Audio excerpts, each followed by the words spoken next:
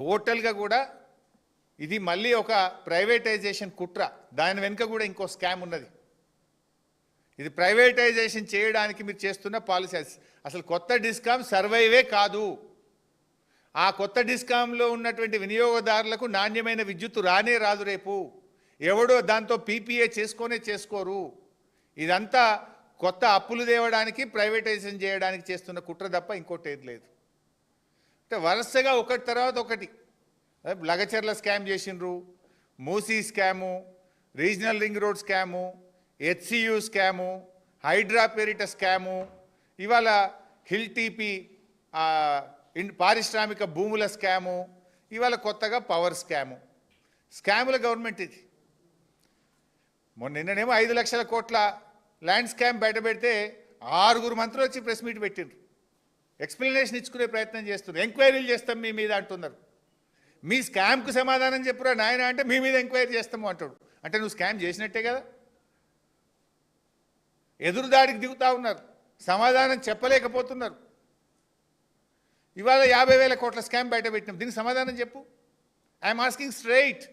నువ్వు అసెంబ్లీలో పెట్టిన పాలసీకి కట్టుబడి ఉన్నవా లేవా? నీ గ్రీన్ ఎనర్జీ పాలసీకి కట్టుబడి ఉన్నవా లేవా? ఎన్టీపీసీ 3 ఉత్తరాలు రాసింది నిజమా కాదా? ఎన్టీపీసీ చైర్మన్ నీ దగ్గరికి వచ్చి ఈ 2400 మెగావాట్లు మీది, మీకోసమే కట్టినము, మేము 5 రూపాయలకు ఇస్తాము, ₹1 పెట్టుబడి అవసరం లేదు అని చెప్పింది నిజమా కాదా? ఎన్టీపీసీ అంత తక్కువ ధరకు రూపాయి పెట్టుబడి లేక ఇస్తామనంగా నువ్వు ఎందుకు అప్పులు తెచ్చి అసలు పెట్టి మిత్తిలు కట్టి నీ కమిషన్ల కోసం ప్లాంట్లు కడుతున్నావు? సూటిగా సమాధానం చెప్పాలని నేను అడుగుతా ఉన్నా. ఇదంతా తిమ్మిని బమ్మిని చేస్తూ ఉన్నారు. ఇంకా చాలా స్కామ్స్ ఉన్నాయి. ఇవాళకి ఇక్కడికి పరిమితం అవుతా ఉన్నా. త్వరలోనే హైదరాబాద్లో ప్రవేశపెడుతున్న అండర్ గ్రౌండ్ కేబుల్లో జరిగిన స్కామ్ను ఆధారాలతో సహా బయటపెడతాం.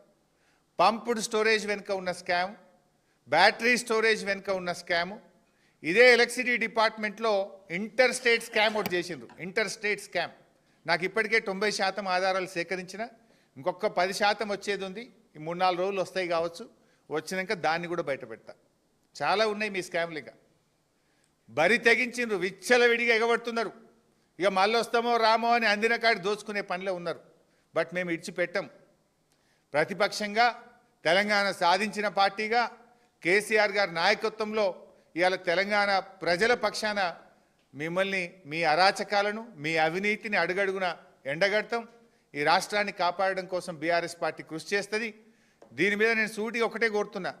నేను ఇప్పుడు ఎలక్ట్రిసిటీ రెగ్యులేటరీ కమిషన్ ఆర్డర్ చూపించిన, ఎన్టీపీసీ ఏం ధర కరెంట్ ఇస్తా అన్నది, మీ గ్రీన్ ఎనర్జీ పాలసీ చూపించిన స్పష్టంగా, అదేవిధంగా ఇది అసెంబ్లీలో మీరు చూపించిన, నేను ఆధారాలతో మాట్లాడుతున్నాను. మీరు చిల్లర మాటలు బంద్ చేసి ఎదురుదాడు మీరు ఇష్టమైన ఎంక్వైరీలు చేసుకోండి, మేము అసెంబ్లీలో చెప్పినాం. కానీ ప్రజలకు సమాధానం చెప్పండి. We're asking on behalf of Telangana people. ఇది నీ పంచాయతీ, నా పంచాయతీ కాదు. ఇది తెలంగాణ ప్రజల బతుకు పంచాయతీ.